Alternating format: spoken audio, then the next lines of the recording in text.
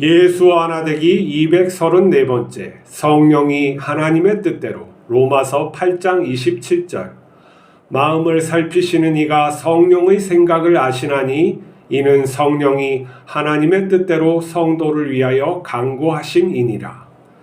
예수님을 믿는 것은 하나님과 교제하는 것입니다. 하나님과 교제하는 것은 우리가 서로 사랑하는 것입니다.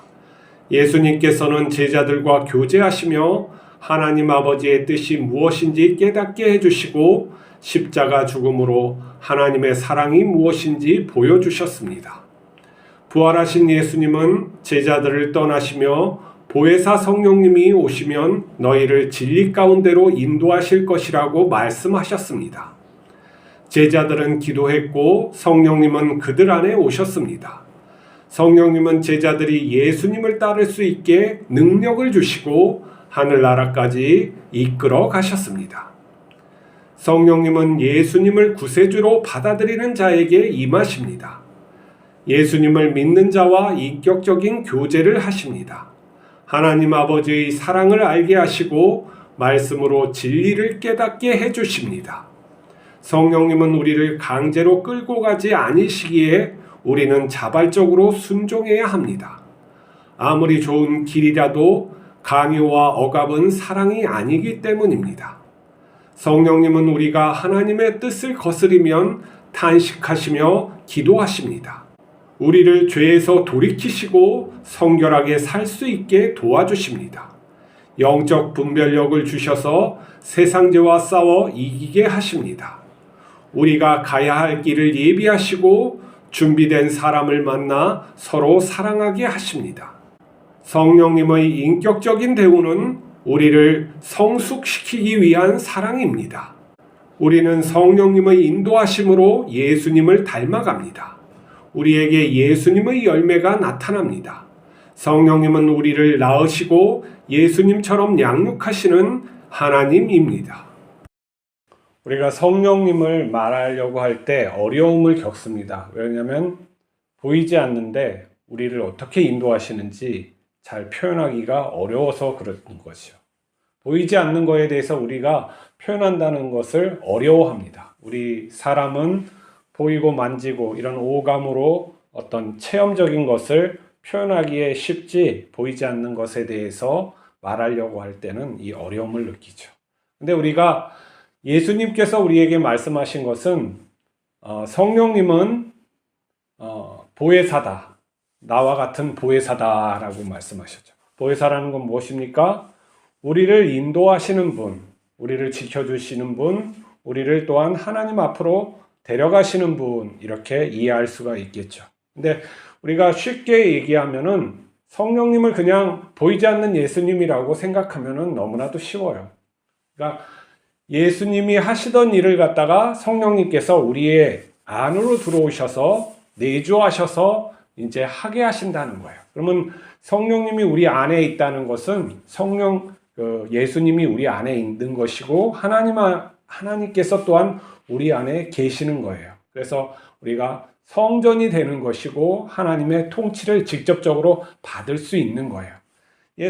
옛날에는 이 예수님께서 이제 제자들과 갈 때 제자들은 이 보이는 하나님, 예수님을 통해서 보이는 하나님을 듣고 보고 이렇게 같이 식사하면서 살아간 것이죠. 그리고 그 예수님이 십자가에 죽으셨지만은 또 부활하셔서 우리의 삶이 저렇게 되는구나 깨닫고 이제 예수님처럼 하나님 나라를 전파한 거예요. 하나님의 뜻하심이 무엇인지 또 용서하고 받아주심이 무엇인지 그리고 영원한 삶에 대해서 그리고 우리가 어떠한 존재로 영원히 살 것인가 그리고 이 땅 위에서 그 하나님 나라의 삶을 살 수 있음에 대해서 이야기하고 또 본인들이 직접 살아서 예수님을 대신했다라고 할 수가 있겠죠. 성령님께서 그들에게 함께 하셨기 때문에 예수님과 같은 모양으로 이렇게 그들도 하나님의 자녀로서의 삶을 산 거예요. 그러면 우리도 동일한 거예요. 하나님께서 우리를 부르시면 예수님처럼 살게 하기 위해서 부른 거예요. 제자들처럼 살게 하신 이가 우리 또한 그렇게 살게 하시는 거예요. 근데 이 살게 하심은 예수님 제자들이 예수님을 따랐던 것보다 더 밀접하게 우리 안으로 들어오셨기 때문에 우리가 직접적으로 또 그런 것을 갖다가 더 친밀하게 느낄 수가 있는 거죠. 근데 사람들은 이거에 대해서 민감하게 반응하지 못한 거죠. 하나님의 성령을 갖다 받지 않았을 수도 있고 또는 받았는데도 불구하고 그 말씀에 순종하지 않은 그러한 세상의 그런 염려나 또 위협 그런 것 때문에 자기 인지 능력이 자꾸 그런 거에 쏠리는 거죠. 의식들이 엘리야가 그 이세벨의 그 위협으로 하나님의 살아계심보다 분명히 조금 전까지만 해도 하나님의 놀라운 역사를 이룬 그 엘리야가 그 이세벨의 위협에 이렇게 직면했을 때 하나님을 향한 마음이 상실돼 버리고 이렇게 도망가서 죽겠다고 하는 그런 일들이 일어나는 것을 보면은 그 훌륭한 위대한 선지자가 그렇게 되는 것을 보면 우리도 안심할 수가 없는 것이죠. 믿음이라는 것은 하나님을 늘 생각지 않으면 안 되는데 이것이 안 되는 거예요. 근데 하나님께서 우리가 엘리야가 따지러 그 호렙산에 올라갔을 때 하나님께서 그런 어떤 위협적인 힘으로 막 지진이 나고 돌이 굴르고 바람이 해서 엄청난 불이 떨어지고 그러는 데서 하나님이 보이지 않았다는 거예요. 어떻게 그가 어디 있나 하나님은 어디 있나 어떤 분인가 좀 보자 이렇게 했을 때 마음속에서 세미하게 하나님의 목소리가 들린 것이죠. 성령님이에요. 성령님이 세미하게 우리에게 말씀하신단 말이에요. 세미하게 말한다는 것은 뭐냐면은 우리가 귀가 자꾸 세상의 소리를 듣고 있으니까 그렇게 크게 말씀하시는데 우리 소리에는 아주 안 들리는 거예요. 그렇기 때문에 우리는 잘 들으려고 이렇게 귀를 기울여야죠. 그러면 세미하게 들리는 것이죠. 하나님은 늘 엘리야와 함께 하신 거예요. 우리와 늘 함께 하셨어요. 떨어진 날이 없다는 것이죠. 근데 우리가 그 하나님을 갖다가 생각지 않은 것이죠. 마치 아담과 하와가 선악과를 딱 보았어요. 그때 하나님은 어디 계셨을까 그러는 거예요. 옆에 계셨죠. 어디 있겠어요? 그 동산에 항상 하나님은 계시는데 어디 있겠어요? 옆에 눈을 돌려서 사탄의 말을 귀를 기울이는 게 아니라 하나님을 바라보고 그 목소리에 내가 귀가 열려 있으면 그 하나님의 목소리가 들리는 것이죠. 근데 어느 때부터인지 세상의 말을 듣고 하나님처럼 무엇인가 좀 이루고 싶고 내가 자존하고 싶고 어떠한 그런 마음이 자꾸 속에서 올라오는 것을 막지 못하니까 귀가 닫혀지는 것이죠. 그리고 사탄의 말, 세상의 말에 귀를 기울여서 그 하나님과 분리됨, 죄의 근원이라는 것은 무슨 원죄가 쑥 들어와가지고 이거 없어지지 않는 그런 것이 아니라 하나님과 완전한 분리를 내가 선택했다는 거예요. 떨어져서는 하나님 필요 없어요. 이제 나는 신으로서 살게요 하는 게 이 세상의 삶인 거예요. 그리고 우리가 그 죽음에 직면하고 우리 의식이 타락하고 또 다른 타인에게 죄를 짓고 하는 것이 우리가 하나님과 분리되어서 그래요. 이게 죄라는 거예요. 하나님과의 분리되는 것이 죄고 이걸 갖다가 원죄라고도 얘기를 하는 거죠. 사람에게 계속 전염된다. 근데 이제 원죄라고 예수님께서는 말씀하시진 않았어요. 그것을 바울이 깨닫고 원죄의 의미를 갖다가 얘기를 한 것이죠.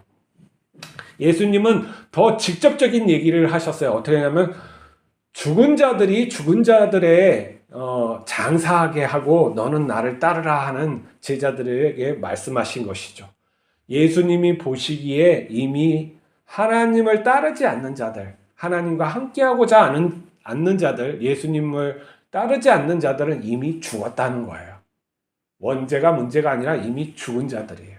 하나님께서 그래서 에스겔에게 이 죽은 자들을 어떻게 살릴까 하는 거예요. 하나님은 하십니다. 하나님은 하십니다. 어떻게 하세요? 성령께서 하십니다. 성령께서 우리에게 임하시면 우리가 하나님과 하나 되고 우리가 죽음을 벗어날 수 있고 또 참 진리와 하나 되어서 올바로 살아갈 수 있는 것이죠. 근데 성령님께서는 우리 안으로 오셔서 우리를 어떻게 하세요? 하나님의 자녀답게 만들어 가세요. 양육하신단 말이에요. 우리를 낳으셨어요. 하나님은 우리를 낳으셨죠. 성령으로 말미암아 우리가 거듭났다 하는 거예요. 이 낳으신 것이죠. 우리 예수님께서는 완전하게 태어나셨기 때문에 그렇게 인간으로 태어났기 때문에 하나님의 속성만 있는 건 아니죠. 그렇지만 성령으로 잉태하사 그렇게 하잖아요.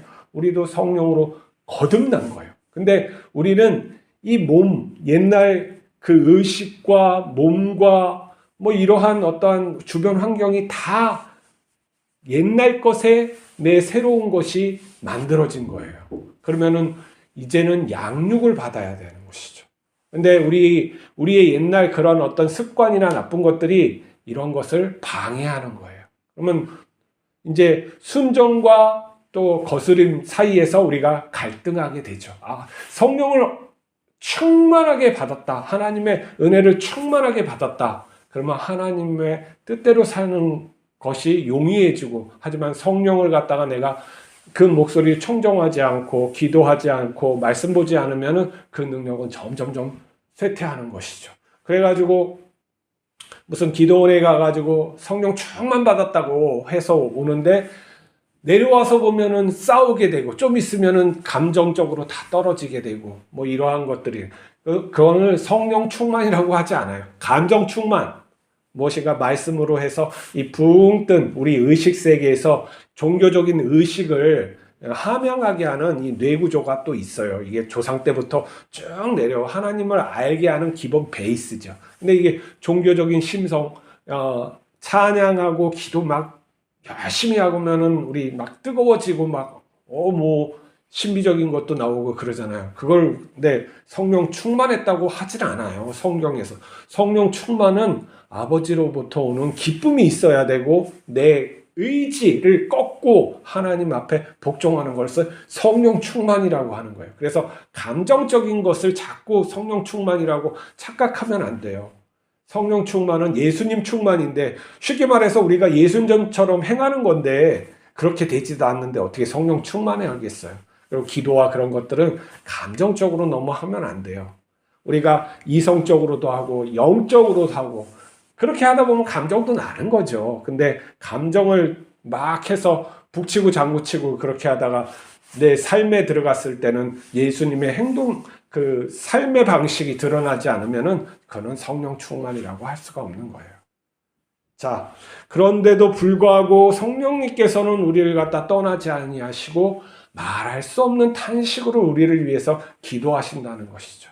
하나님께서 우리가 약속을 주셨잖아요. 너희를 갖다 버리지 않겠다. 너희를 갖다가 인도하겠다. 끝까지 사랑해 주겠다. 임마누엘 하나님을 약속했잖아요. 그렇기 때문에 성령님은 우리를 떠나지 아니하고 끊임없이 돌이키게 역사해 주시는 거예요. 우리 영적으로도 그리고 우리의 의식적으로도 우리의 삶 속에 역사해 주셔서 하나님을 바로 알게 하고 하나님을 믿는 백성이 어떻게 살아야 함을, 그게 왜 복인지, 그게 왜 기쁨인지 알게 하시는 거예요. 영원한 삶에 대해서 우리를 가르쳐 주시고 그걸 양육해 주시는 거예요. 우리가 영적으로도 언어적으로 감성적으로도 또 의식적으로도 이게 성숙되어져서 결국 예수님의 형상, 멋지잖아요. 예수님의 형상, 인격으로 이렇게 돼가는 거예요. 그렇기 때문에 우리는 끊임없이 나의 좋지 못한 모습들을 갖다가 버려나가야 되는 것이죠. 그리고 그 모습이 성숙하게 되었을 때 우리가 그 삶의 그 기쁨을 깊이 맛볼 수 있고 또 우리가 찬양함의 기쁨이 넘칠 수가 있는 거예요.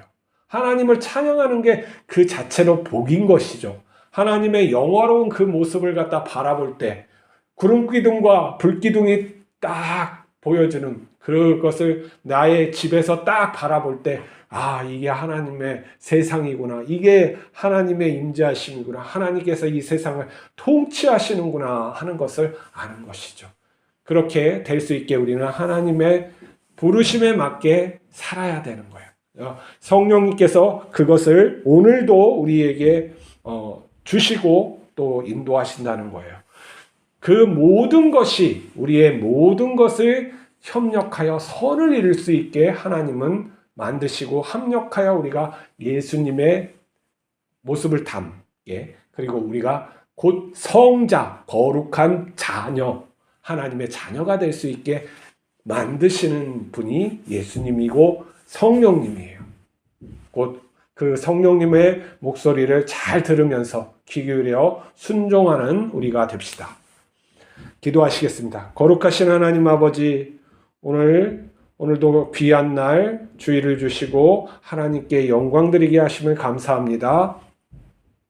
우리의 삶이 그릇된 것들을 다 버리게 하여 주시옵시고 성령님의 목소리를, 성령님의 인도하심을 깨달아 그 길로 갈 수 있도록 하나님 인도하여 주시옵소서. 우리의 미련한 모습들을 버려나감으로, 우리의 그릇된 것을 버려나감으로 우리 자신을 알게 하여 주시고, 또 우리가 예수님을 닮아감으로 더 기쁜 하나님을 향한 찬양이 나오게 하여 주시옵소서. 오늘도 함께 하옵소서. 우리 주 예수 그리스도 이름으로 기도하옵나이다. 아멘.